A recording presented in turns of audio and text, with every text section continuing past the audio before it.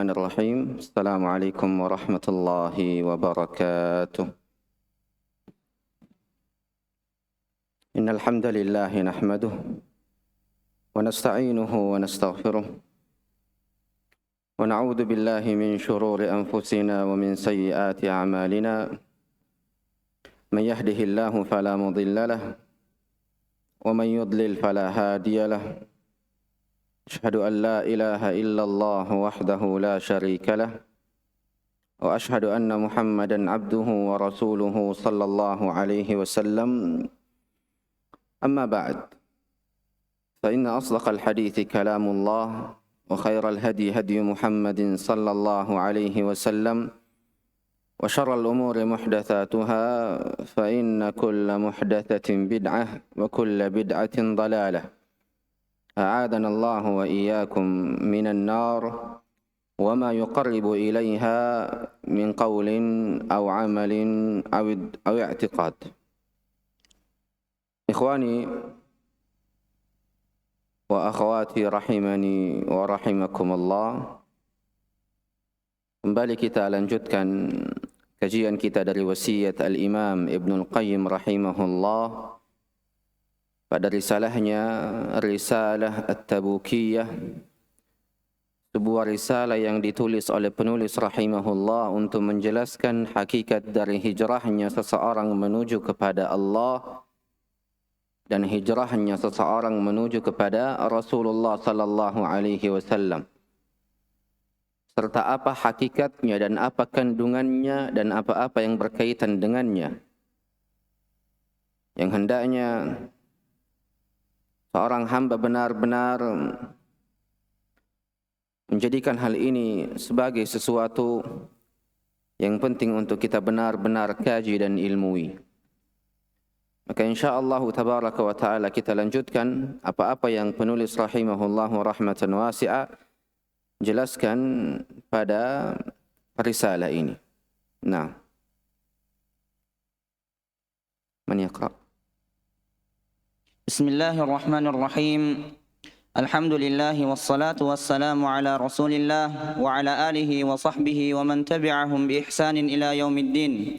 Amma ba'd. Fa ahsanallahu ilaikum.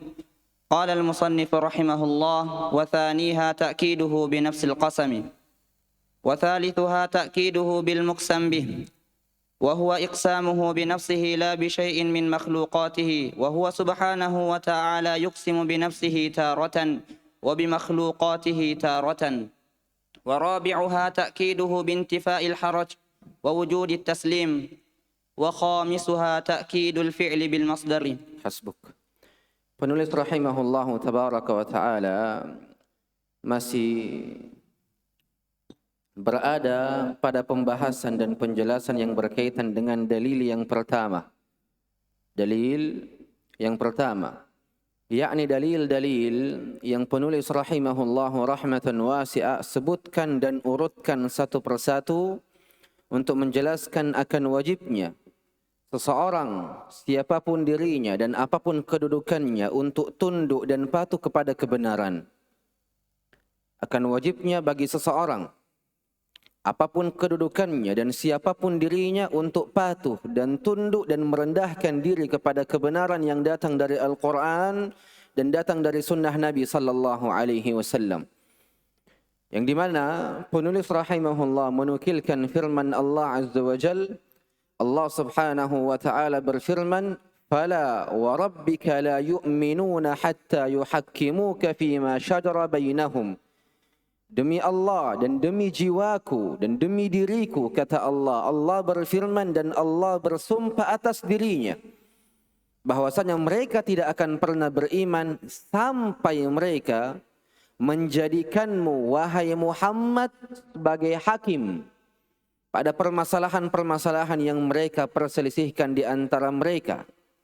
Thumma la yajidu fi anfusihim haraja. Kemudian setelah mereka menjadikanmu, wahai Muhammad, sebagai hakimnya pada setiap permasalahan yang ia perselisihkan, ia mendapati di dalam dirinya tidak adanya kesulitan dan tidak adanya keburukan. Ia hanya mendapati di dalam dirinya ketundukan dan kepatuhan dan kelapangan pada apa-apa yang engkau putuskan. Makanya Allah tegaskan di akhir ayat, wa yusallimu taslima. Ia menerima apa-apa yang engkau putuskan wahai Muhammad dengan penerimaan yang sempurna. Makanya penulis rahimahullah menjelaskan apa-apa yang ada di dalam ayat ini dari sisi kandungan-kandungan dan nilai-nilainya. Kata penulis, yang kedua dari faidah di dalam ayat ini, ta'kiduhu binafsil qasam. Ia menegaskan di dalam ayat ini dengan apa-apa yang ia bersumpah dengannya. Kemudian yang ketiga, ta'kiduhu bil muqsami bih. Ini faidah bahwasanya Allah Azza wa Jalla bersumpah atas dirinya sendiri. Tidak bersumpah atas nama makhluknya. Karena Allah Subhanahu wa taala, kata penulis di sini, kadang bersumpah atas dirinya, tapi kadang juga Allah Azza wa Jalla bersumpah atas makhluknya. Seperti wadduha, demi waktu duha, wal fajr, demi waktu fajar, dan sumpah-sumpah lainnya. Maka Allah Azza wa Jalla berhak untuk bersumpah atas apapun yang Allah Azza wa Jalla kehendaki. Berbeda dengan makhluknya.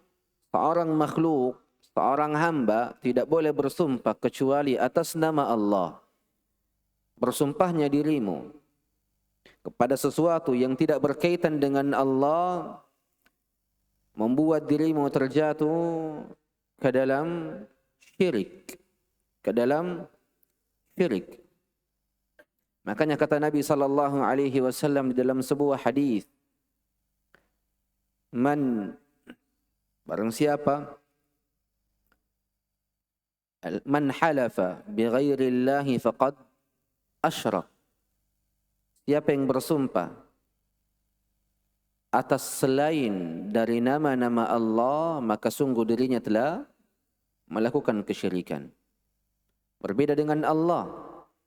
Allah tegaskan di dalam Al-Quran, la yus'alu amma yaf'al. Allah tidak ditanya mengapa ia melakukan begini dan begitu.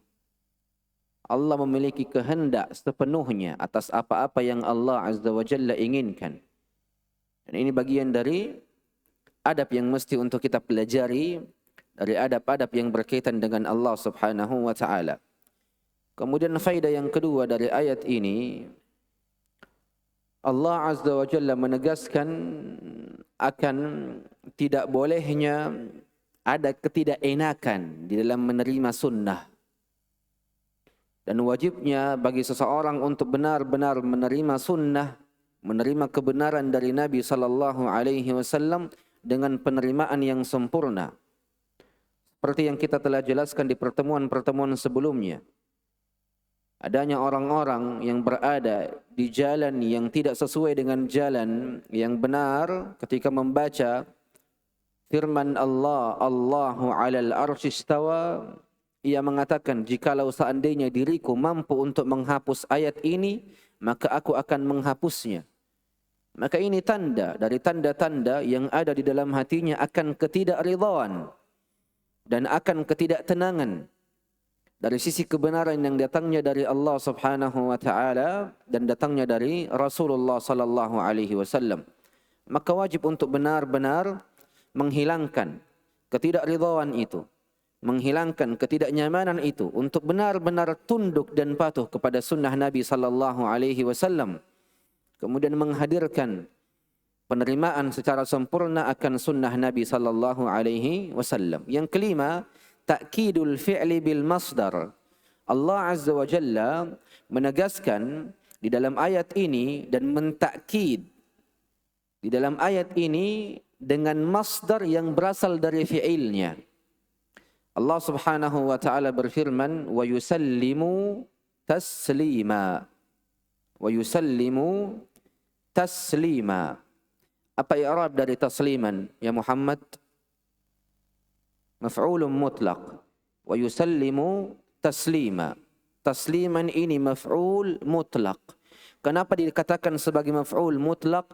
Karena maf'ul di sini benar atau lafaz ini benar-benar ada di jumlah ini, di kalimat ini memang untuk menjadi maf'ul secara mutlak dan untuk menegaskan akan fi'il yang datang dari sebelum masdar tadi. Makanya Allah Azza wa Jal mengatakan wa yusallimu.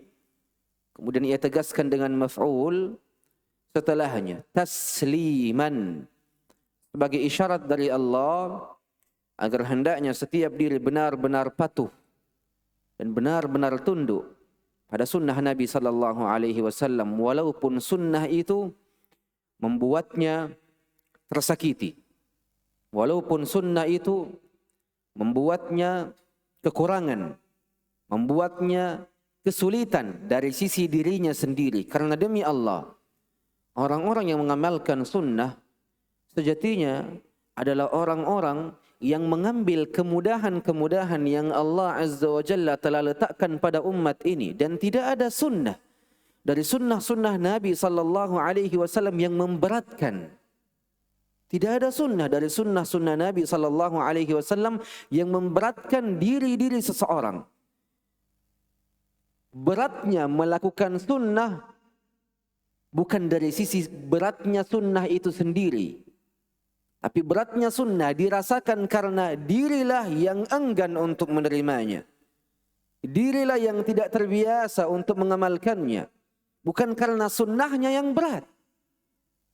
Contoh kasusnya, bukankah ketika terjadi hujan yang sangat lebat dan sangat deras dan berlangsung dalam jangka waktu yang sangat lama, di antara sunnah Nabi sallallahu alaihi wasallam kita boleh menggabungkan antara dua salat. Ini kemudahan dan ini sunnah dari sunnah-sunnah Nabi sallallahu alaihi wasallam. Maka tentunya barang siapa yang menjadikan sunnah Nabi sallallahu alaihi wasallam sebagai puncak prinsip kehidupannya, sejatinya ia telah mendapatkan kemudahan dari sisi kehidupan ini dari berbagai macam bentuknya. Tapi memang kadang dirilah yang enggan, dirilah yang merasa berat. Sejatinya sunnah itu adalah suatu kemudahan, tapi dirilah yang membuatnya berat untuk menerimanya, untuk mengamalkannya, dan untuk istiqamah di atasnya. Tapi dari sisi hukum asal, sunnah itu adalah kemudahan. Sunnah itu adalah kemudahan. Dan ini bagian dari maksud-maksud Allah Azza wa Jal menurunkan syariat Islam di muka bumi ini.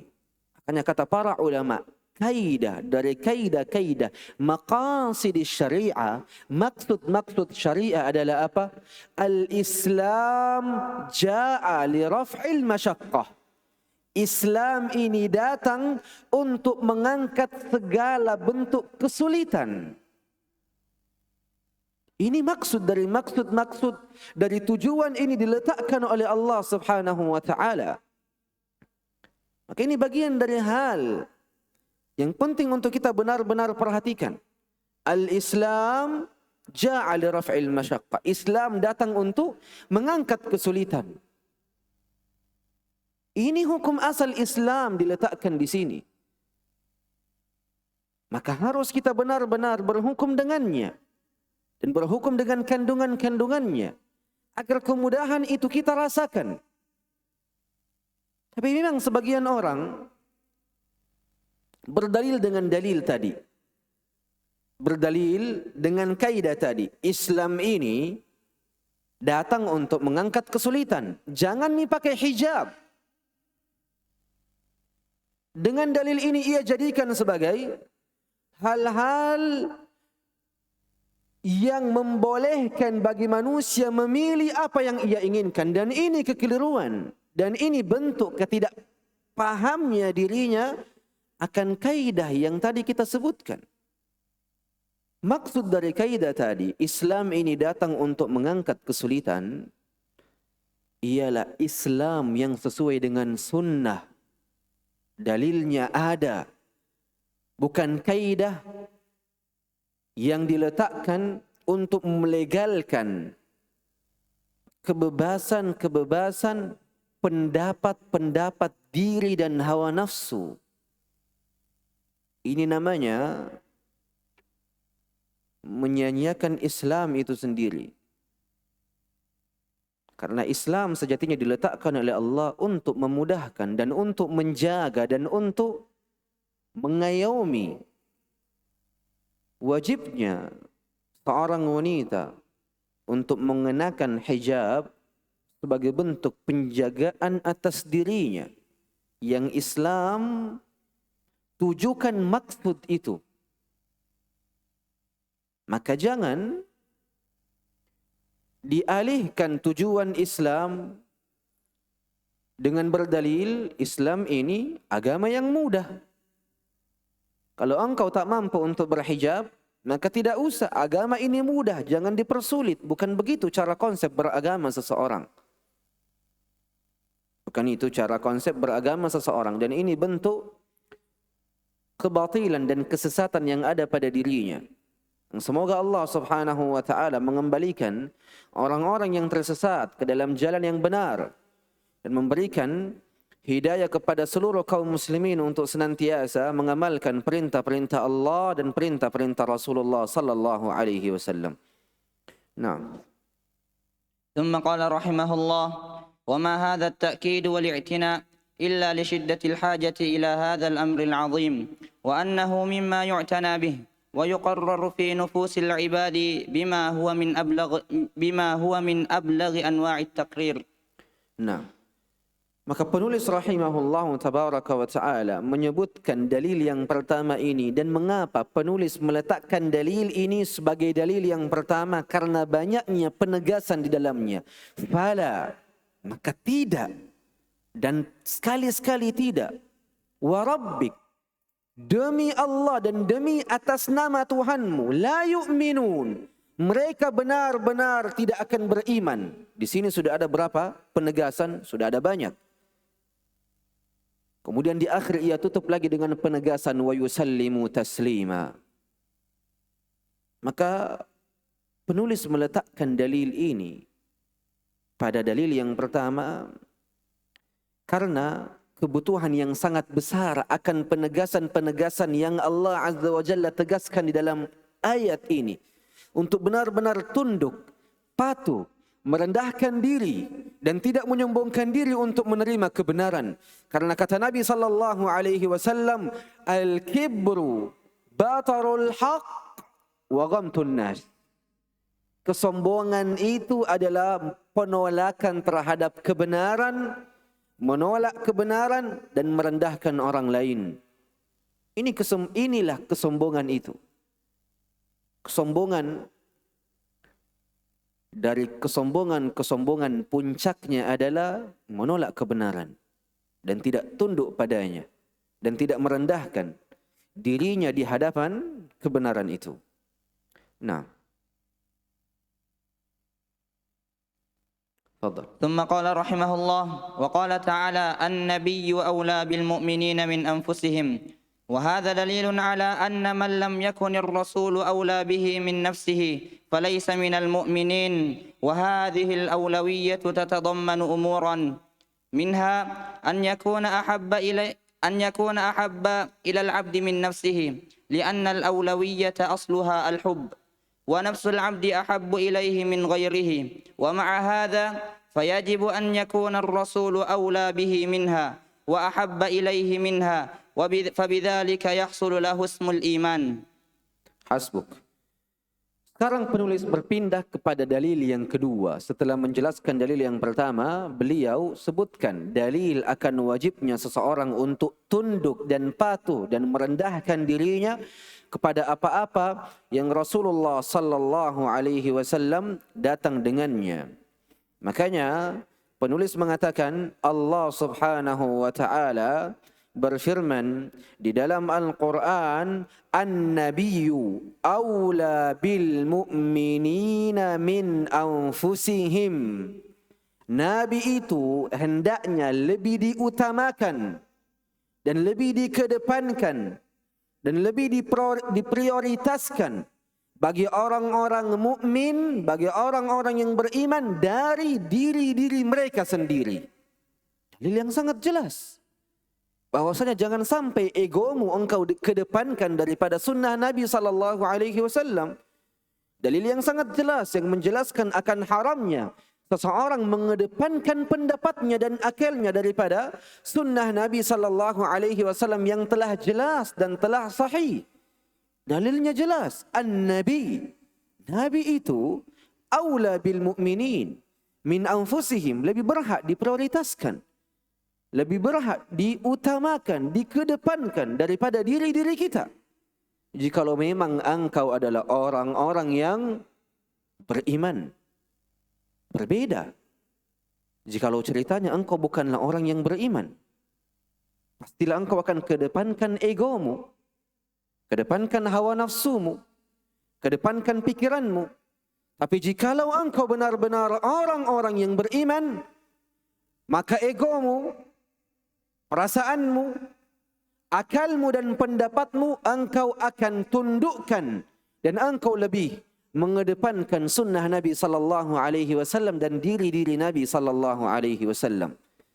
Makanya kata penulis, wahada, dan ayat ini, perkara ini dalil, adalah hujjah, adalah petunjuk bagi orang-orang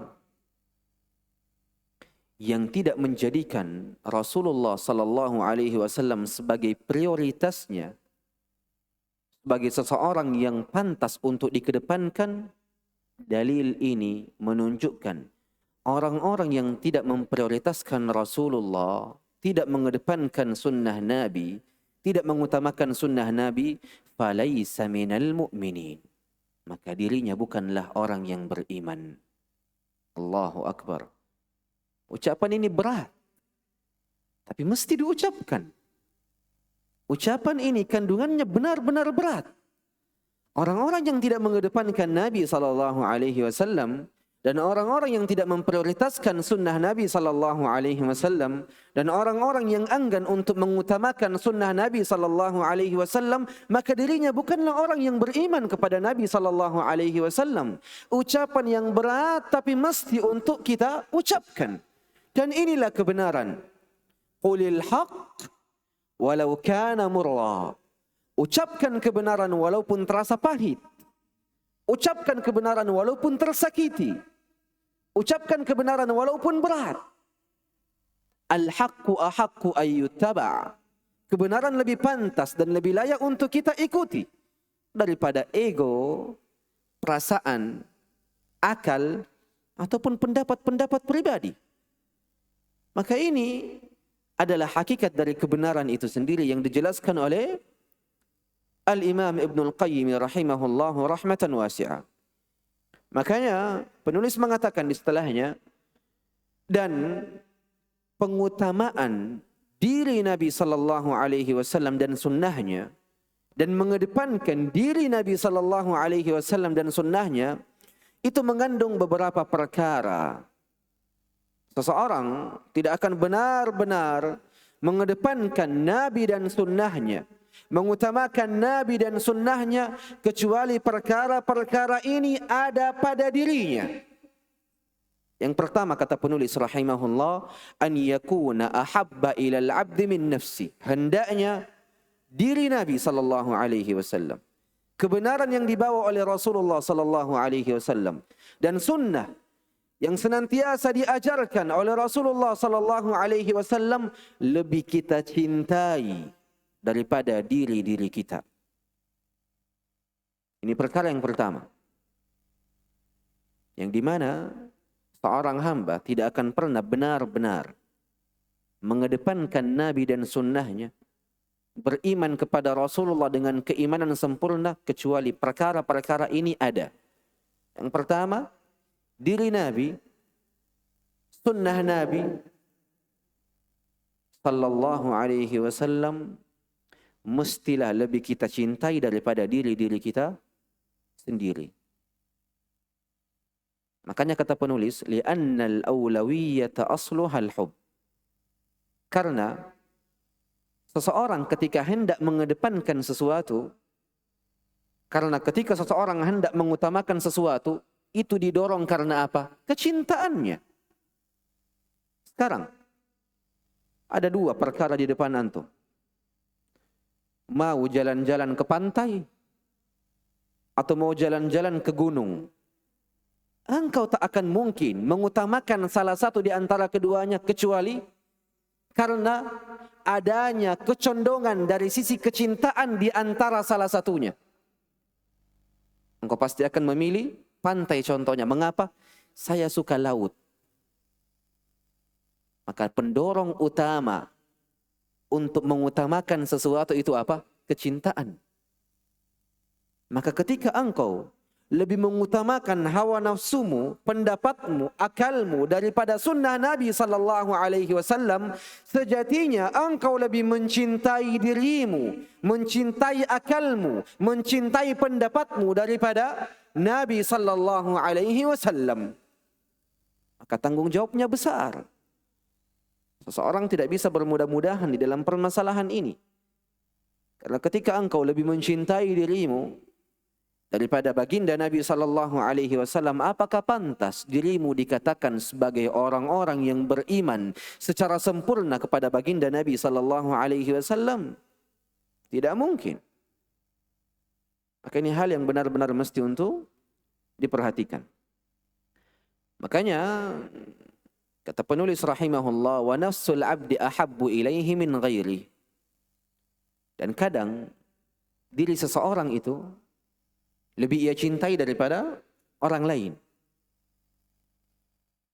Saudara kita, ada maslahat. Maslahatnya ini lebih mengarah kepada kita, atau lebih mengarah kepada saudara kita, dan maslahat sedikit mengarah kepada kita. Kadang kita lebih mengedepankan diri kita, walaupun maslahatnya itu sedikit. Kenapa? Karena memang kecondongan itu ada pada diri-diri manusia, tabiat itu ada, lebih mengedepankan dirinya daripada diri orang lain. Maka ketika dirimu mengedepankan Rasulullah SAW atas dirimu, ini menunjukkan dan ini sebuah bukti yang paling jelas bahwa engkau benar-benar mencintai dan mengikuti baginda Nabi SAW. Ini wajib untuk benar-benar kita pahami, para jemaah sekalian rahimani rahimakumullah. Nah. ثم قال رحمه الله: ويلزم من هذه الأولوية والمحبة كمال الانقياد والطاعة والرضا والتسليم وسائر لوازم المحبة من الرضا بحكمه وتسليم لأمره وإيثاره على كل من سواه. Hasbuk. Kata penulis rahimahullah, kalau engkau benar-benar cinta kepada Nabi, yang dimana kecintaanmu ini mendorongmu untuk mengutamakan Nabi daripada dirimu dan lebih mengedepankan Nabi daripada dirimu, maka kecintaan ini memiliki sesuatu yang lain yang mesti untuk engkau benar-benar lakukan.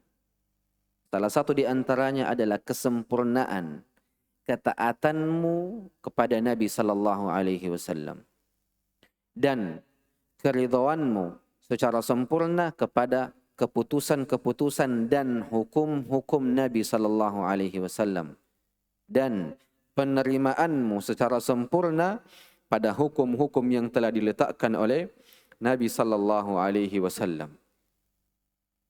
Ini penting. Bukti akan kecintaan dirimu kepada baginda Nabi SAW adalah dengan mentaatinya, meridai hukum-hukumnya, dan menerima perintah dan larangannya. Ini bukti kecintaanmu yang benar-benar tulus kepada baginda Nabi SAW.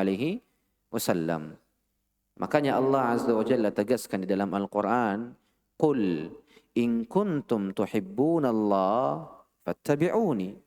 Katakanlah, kalau engkau benar-benar mencintai Allah dengan kecintaan yang sempurna, pastilah engkau akan mengikuti Nabi sallallahu alaihi wasallam, sehingga Allah azza wa jalla akan mencintai dirimu. Makanya kata Al-Imam Ibn Katsir ketika menukil ayat ini, "Qul in kuntum tuhibbunallaha fattabi'uni."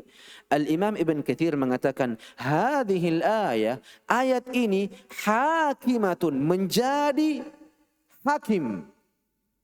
Menjadi hakim, menjadi bukti kepada setiap orang yang mengaku cinta kepada baginda Nabi sallallahu alaihi wasallam. Dalil ini, ayat ini, "Qul in kuntum tuhibbunallaha fattabi'uni," menjadi hakim pada setiap orang yang mengaku cinta kepada Nabi sallallahu alaihi wasallam. Apakah kecintaannya kepada baginda Nabi sallallahu alaihi wasallam mendorong dirinya untuk mentaati Rasulullah, ridha kepada sunnahnya, menerima perintahnya dan menjauhi larangannya, ataukah tidak? Inilah yang menjadi bukti dan inilah yang menjadi hakimnya. Dan ini penting untuk kita benar-benar perhatikan, ikhwani wa akhwati rahimani wa rahimakumullah. Dan sekali lagi di sini ada faidah yang berkaitan dengan kecintaan kepada baginda Nabi sallallahu alaihi wasallam. Sebagian ahli ilmu mengatakan apa? Laisa sya'nu an tuhab. Laisa sya'nu an tuhab.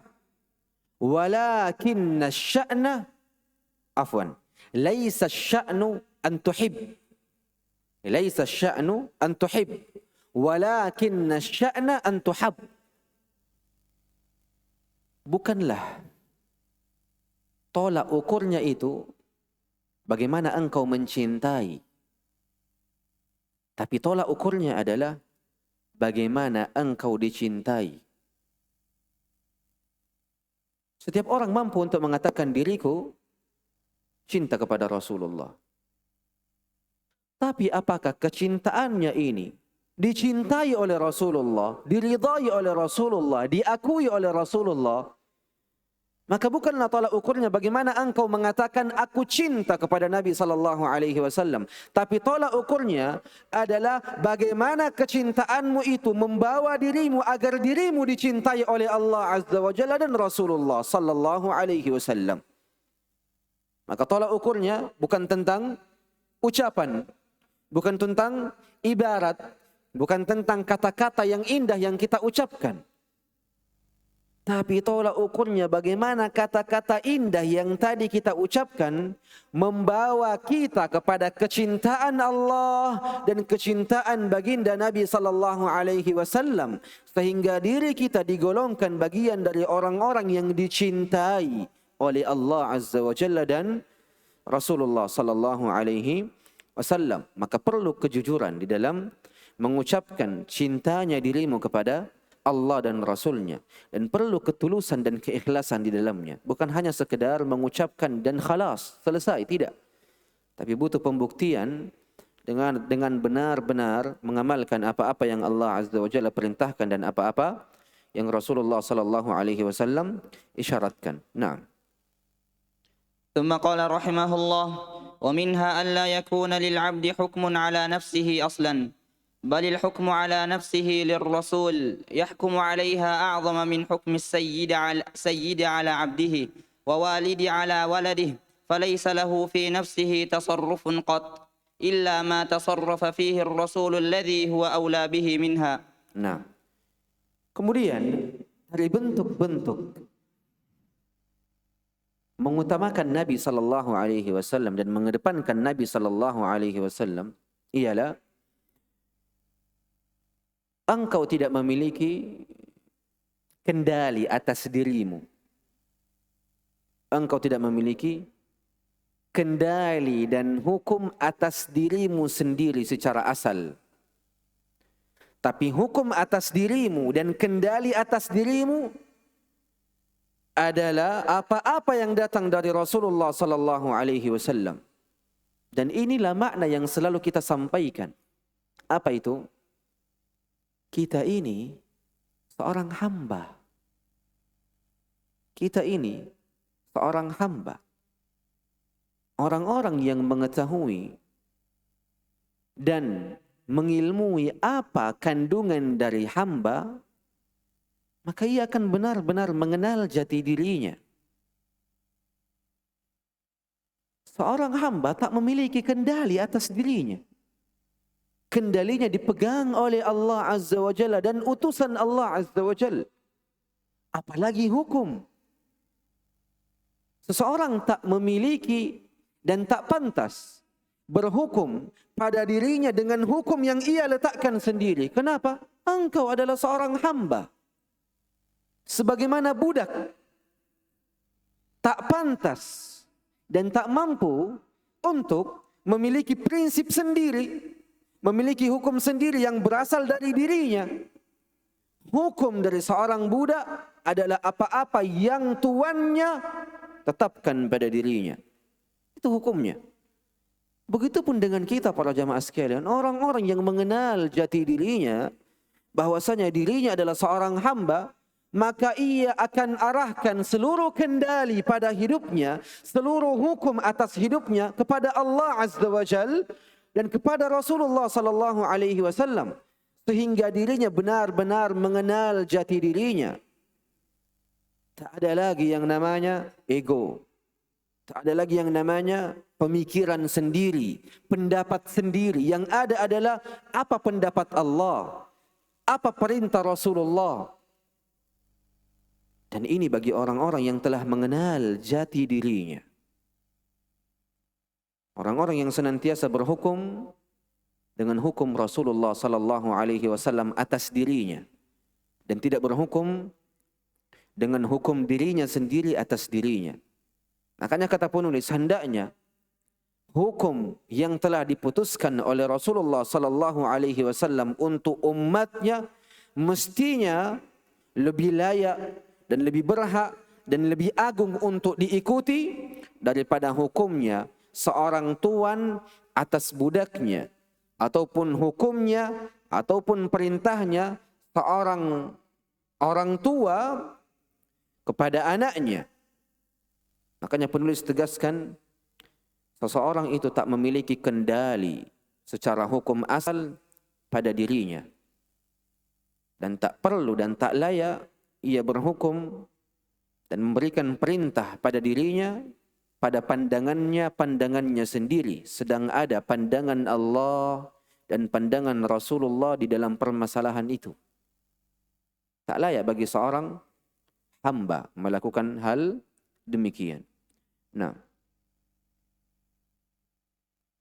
ثم قال رحمه الله: فيا عجبا كيف تحصل هذه الأولوية لعبد قد عزل ما جاء به الرسول صلى الله عليه وسلم عن منصب التحكيم ورضي بحكم غيره واطمأن إليه أعظم من طمأنينته إلى الرسول صلى الله عليه وسلم، وزعم أن الهدى لا يتلقى من مشكاته وإنما يتلقى من دلالات العقول، وأن ما جاء به لا يفيد اليقين إلى غير ذلك من الأقوال التي تتضمن الإعراض عنه وعما جاء به والحوالة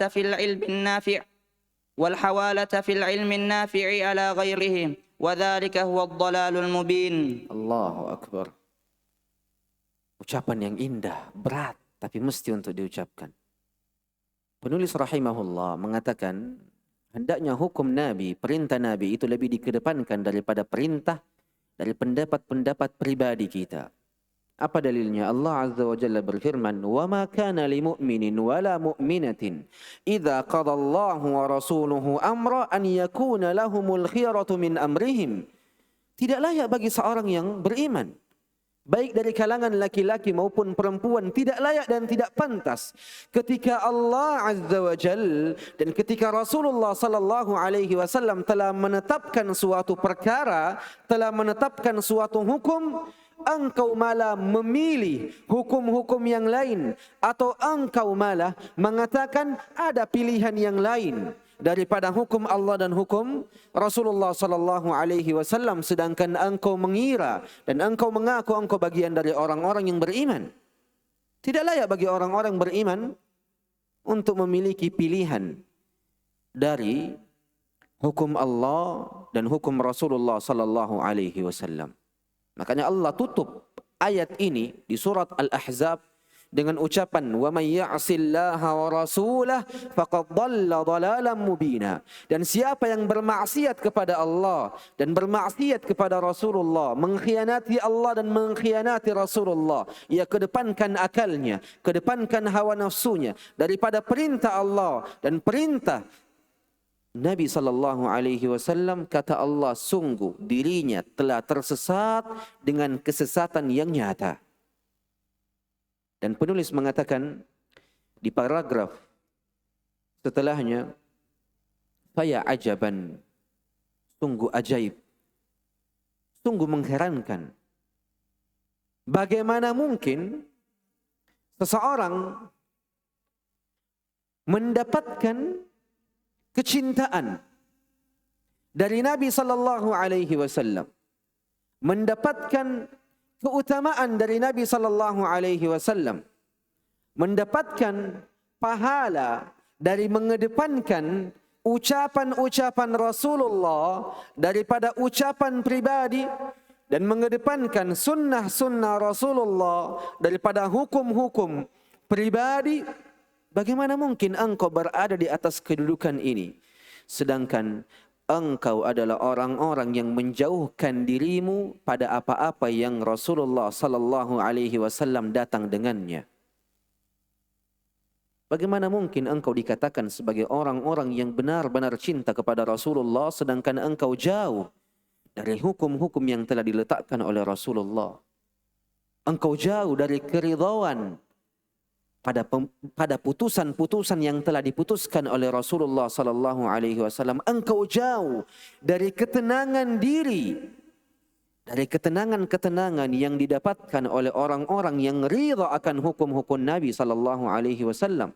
Dan lihat apa kata penulis setelah itu, wa za'am. Apa itu za'ama? Apa artinya za'ama? Apa bedanya az-za'mu dengan al-dhannu? Az-za'mu sangkaan, di mana sangkaan itu lebih mengarah kepada kesalahan dan kebatilan. Sangkaannya salah. Adapun dhann, sangkaan yang lebih mengarah kepada kebenaran.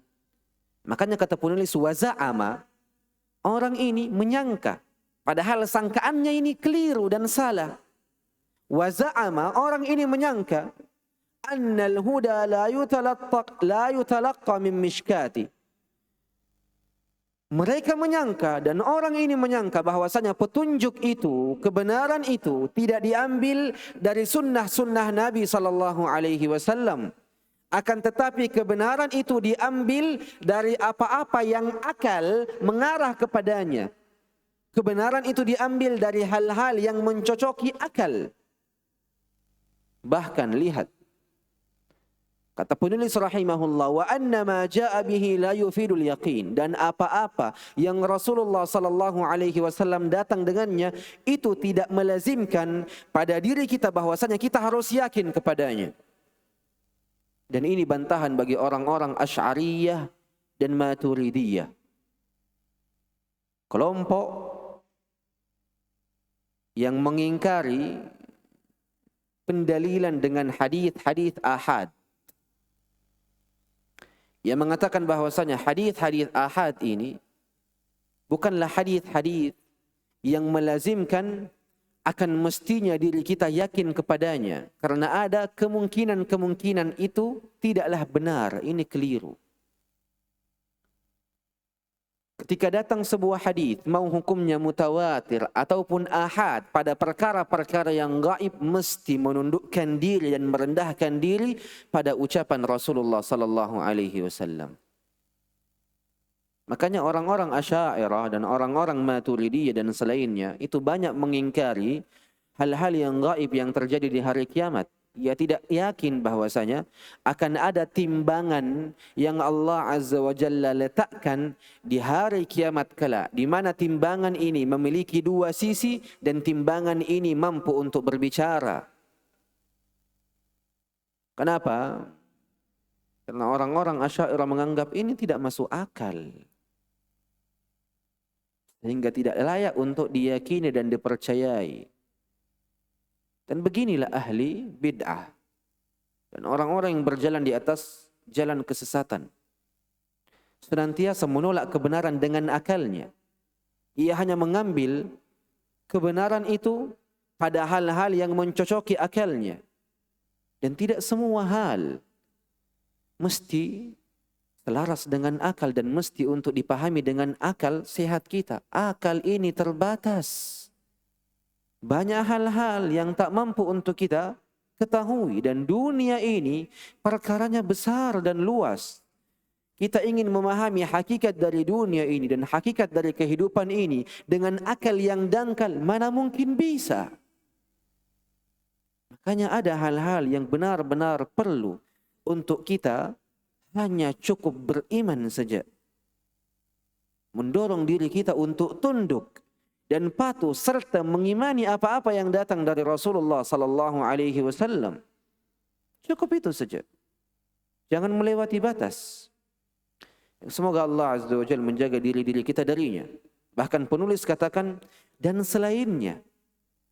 Apakah kecintaan dan kemuliaan itu akan ada pada orang-orang yang menjauhi sunnah-sunnah Nabi, menjauhi hukum-hukum Rasulullah, tidak ridha pada hukum-hukum Rasulullah, dirinya lebih ridha pada hukum-hukum guru-gurunya ketimbang Rasulullah, dirinya lebih tenang ketika mengambil pendapat gurunya daripada pendapat Rasulullah.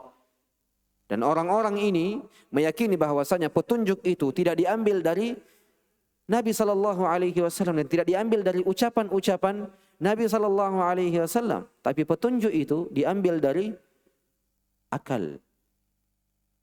Dan apa-apa yang Nabi sallallahu alaihi wasallam datang dengannya pada hadis-hadis ahad, ini tak layak untuk dipercayai dan diyakini dan diimani.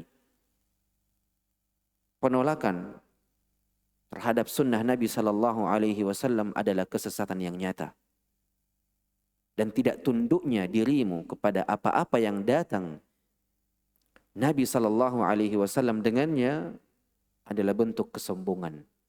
Sombongnya dirimu kepada baginda Nabi sallallahu alaihi wasallam tanda bahwasanya engkau tidak menerima risalah yang Allah turunkan kepada baginda Nabi sallallahu alaihi wasallam, sehingga kesombongan itu membawa dirimu kepada ketidakimanan secara sempurna kepada Allah Subhanahu wa taala. Maka berhati-hati para jamaah sekalian. Nah.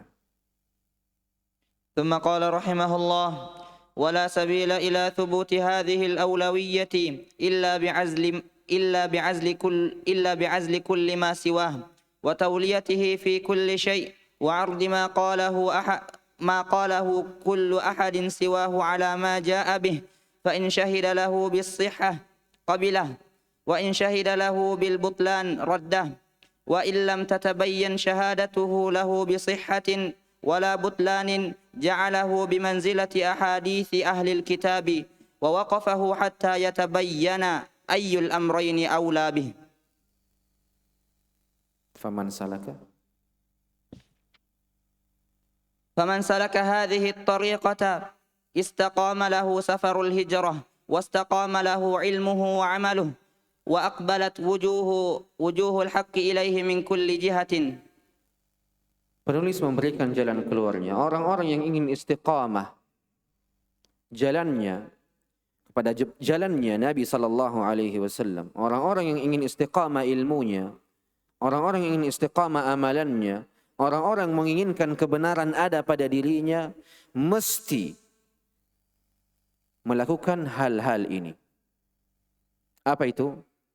Kemuliaan ini tidak akan pernah berada pada dirimu kecuali engkau menjauhkan dirimu dari segala ucapan makhluk kecuali ucapan Nabi sallallahu alaihi wasallam. Engkau menimbang dan meletakkan apa-apa yang diucapkan oleh seluruh makhluk pada timbangan Rasulullah sallallahu alaihi wasallam. Jadi contoh, ada ustaz fulan mengatakan boleh, ustaz fulan mengatakan haram. Ada perbedaan di antara mereka. Jikalau engkau ingin ilmumu istiqamah, ilmumu lurus, amalanmu berkah, amalanmu lurus, dan kebenaran ada pada dirimu, dua ucapan ini timbang dengan timbangan Rasulullah. Apa yang Rasulullah putuskan pada permasalahan ini? Bagaimana pendapat Rasulullah di dalam permasalahan ini? Engkau tak mendapati adanya pendapat Rasulullah di dalam permasalahan ini, pindah kepada pendapatnya para sahabat Nabi ridwanullahi alaihim. Bagaimana pendapat Abdullah bin Abbas, pendapat Abu Bakar, pendapat Umar, pendapat Uthman, pendapat Ali, pendapat Abdullah bin Mas'ud, pendapat Mu'adz bin Jabal, engkau beralih kepada para ulama'nya sahabat Nabi ridwanullahi alaihim. Engkau mendapati ada ucapan itu, maka lihat yang mana yang engkau kedepankan. Ternyata ucapan yang boleh ini lebih mencocoki sunnah Nabi sehingga engkau mengambilnya. Begitu. Ketika engkau benar-benar ingin istiqamah di atas jalan Nabi sallallahu alaihi wasallam, tidak bebas untuk memilih. Pendapat A mengatakan boleh, pendapat B mengatakan haram. Saat ini kondisiku lebih mengarah kepada yang haram. Harammu dulu yang kuambil. Nanti yang boleh dulu. Ini bebas antum memilih kalau begini. Ilmu antum tidak akan pernah lurus. Amalan antum tidak akan pernah benar. Dan kebenaran tidak akan pernah mengarah kepada dirimu jikalau konsep-konsep seperti ini engkau letakkan pada kehidupanmu. Engkau cocokkan seluruh pendapat-pendapat sesuai dengan kondisimu. Kondisimu berada pada kondisi yang haram, maka engkau ambil. Tapi kalau kondisimu sangat butuh kepada kondisi yang mengatakan boleh, engkau ambil. Ini keliru konsepnya. Ini konsep yang namanya apa? Nano-nano. Rujak. Semua buah-buahan ada di dalamnya. Tidak cocok bagi seorang penuntut ilmu dan tidak cocok bagi orang-orang yang katanya beriman kepada Allah dan Rasulullah secara sempurna. Tak layak. Konsep seperti ini ada pada keimanan seorang muslim dan seorang muslimah. Nah, makanya kata Nabi SAW, fa'alaikum apa? Fa'alaikum bisunnati. Hendaknya engkau lazimkan dirimu dengan sunnahku. Kemudian apa? Wa sunnat al-khulafa ar-rashidin al-mahdiyyin min ba'di. Kemudian engkau lazimkan dirimu dengan sunnahnya para khalifahku, yang Allah Azza wa Jalla berikan petunjuk dan Allah Azza wa Jalla berikan hidayah setelahku. Sebagai dalil, kalau engkau tak dapat pendapatnya Nabi pada permasalahan itu, pindah kepada pendapatnya siapa? Para sahabat Nabi ridwanullahi tabaraka wa ta'ala alaihim. Ini konsep yang benar. Nah. ثم قال رحمه الله: ومن العجب أن يدعي حصول هذه الأولوية والمحبة التامة من كان سعيه واجتهاده ونصبه في اشتغال بأقوال غيره وتكريرها والغضب والحمية لها والرضا بها والتحاكم إليها وعرض ما قال الرسول صلى الله عليه وسلم عليها، فإن وافقها قبله وإن خالفها التمس وجوه الحيل وبالغ في الحيل. Al-hilah jamaknya al-hiyal. Kalau hadis itu tidak mencocoki dirinya, ia cari-cari alasan supaya boleh melakukannya. Itu namanya al-hiyal. Jamak dari al-hilah. Nah.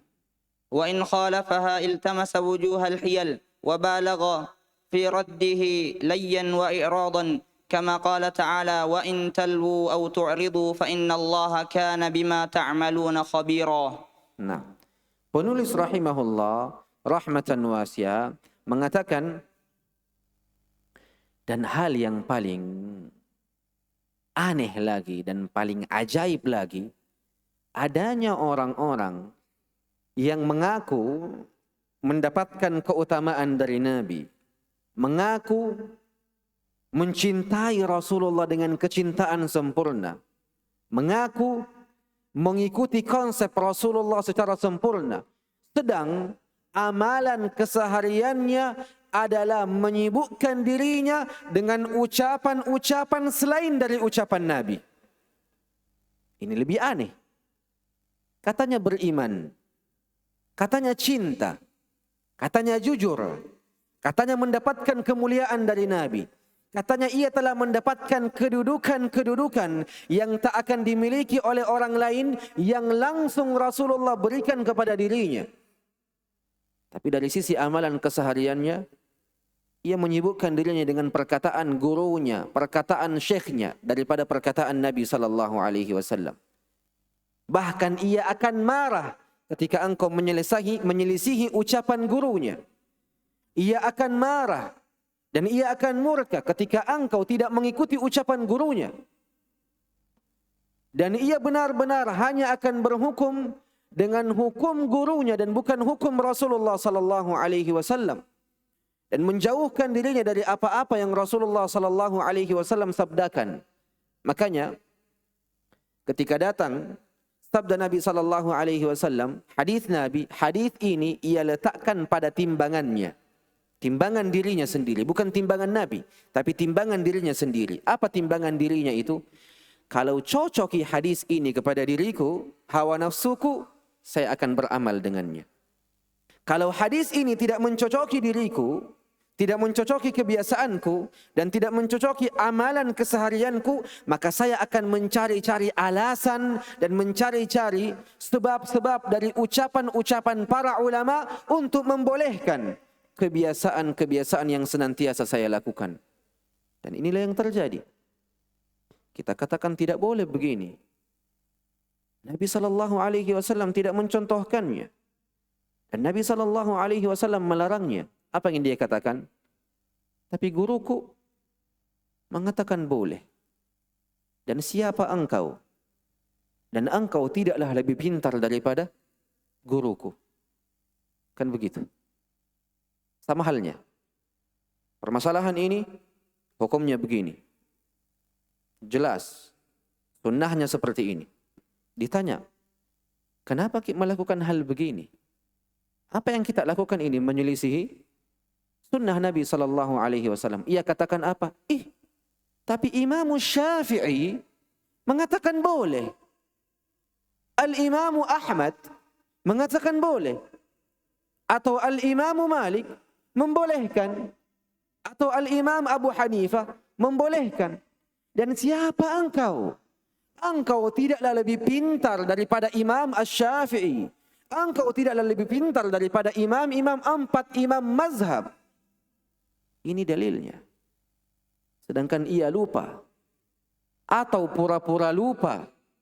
Atau pura-pura hilang ingatan. Atau memang hilang ingatan. Pada ucapan Abu Hanifah, Malik, Syafi'i dan Ahmad, keempat imam ini sepakat pada satu ucapan yang maknanya sama walaupun lafaznya berbeda. Apa itu? Jikalau engkau mendapatkan pendapatku menyelisihi sunnah Nabi SAW, maka buanglah pendapatku ini ke arah tembok dan jangan menoleh kepadanya dan ambillah sunnah Nabi SAW. Mereka sendiri yang ngomong. Jadi kalau ada pendapatnya Imam Syafi'i yang menyelisihi Rasulullah, jangan diikuti. Karena di antara perintahnya Imam Syafi'i, kalau ada pendapatku yang menyelisihi sunnahku, buang pendapat itu ke arah tembok dan jangan menoleh kepadanya. Dan ambillah sunnah Nabi SAW yang telah jelas. Begitu konsepnya. Begitu jikalau engkau benar-benar tulus ingin meraih kemuliaan, ingin meraih kecintaan Nabi, ingin benar-benar mendapatkan ganjaran yang layak bagi dirimu. Begitu konsepnya. Semoga Allah Azza wa Jalla melindungi diri-diri kita. Nasallallahu as-salamata wal afiyah. Naam. Fadal. ثم قال رحمه الله: وقد اشتملت هذه الآية على أسرار عظيمة نحن ننبه على بعضها لشدة الحاجة إليها. قال تعالى: يا أيها الذين آمنوا كونوا قوامين بالقسط شهداء لله ولو على أنفسكم أو الوالدين والأقربين إن يكن غنيا أو فقيرا فالله أولى بهما فلا تتبعوا الهوى أن تعدلوا وإن تلووا أو تعرضوا فإن الله كان بما تعملون خبيرا. InsyaAllah tabaraka wa ta'ala, rahasia-rahasia dari kandungan-kandungan ayat yang dinukilkan oleh Al-Imam Ibn Al-Qayyim, kita akan lanjutkan di pertemuan yang akan datang. Karena pembahasan ini adalah pembahasan yang sangat panjang dan perlu penjelasan yang cukup. Semoga Allah Azza wa Jalla memberikan kemuliaan kepada semuanya, memberikan taufik dan hidayah kepada semuanya, yang dimana risalah ini, wasiat Al-Imam Ibn Al-Qayyim ini tidak hanya kita ingin kaji dan baca saja, tapi benar-benar kita amalkan. Dan demi Allah, saya sengaja memilih risalah ini sebelum memasuki bulan suci Ramadan. Mengapa? Karena adanya pendapat yang sangat banyak. Apa yang semestinya kita lakukan? Ikut pemerintah atau ikut ini dan itu? Maka timbanglah dengan timbangan ini. Ketika engkau benar-benar jujur ingin meraih kecintaan Allah dan Rasulullah, maka engkau akan meletakkan dirimu pada apa-apa yang Allah dan Rasulnya tetapkan. Bahkan ketika hal itu menyelisihi pendapat dirimu, atau bahkan hal itu menyelisihi pendapat kelompokmu, atau bahkan hal itu menyelisihi pendapat keluargamu. Benar-benar di bulan suci Ramadan ini kita amalkan apa-apa yang datang dari Rasulullah dan apa-apa yang diamalkan oleh para sahabat Nabi ridwanullahi alaihim, berhukum dengan hukum Allah dan hukum Rasulullah sallallahu alaihi wasallam. Makanya guru-guru kami di Mesir sana senantiasa membacakan risalah ini sebelum bulan Ramadan masuk secara khusus untuk mengingatkan diri-diri kita kembali akan wajibnya seseorang tunduk, patuh, merendahkan dirinya kepada kebenaran yang datang dari Allah dan kebenaran yang datang dari Rasulullah sallallahu alaihi wasallam, tidak menyombongkan diri dan tidak membesarkan pendapatnya sendiri daripada pendapat Nabi sallallahu alaihi wasallam. Semoga hal ini benar-benar dapat diamalkan dan semoga Allah azza wajalla senantiasa memberikan kita petunjuk, memberikan kita keteguhan diri, memberikan kita keistiqamahan di dalam mengamalkan apa-apa yang telah datang dari baginda Nabi sallallahu alaihi wasallam. Aqulu qawli hadza wa astaghfirullah li wa lakum, subhanakallahumma wa bihamdik, asyhadu an la ilaha illa anta, astaghfiruka wa atubu ilaik. Assalamu alaikum warahmatullahi wabarakatuh.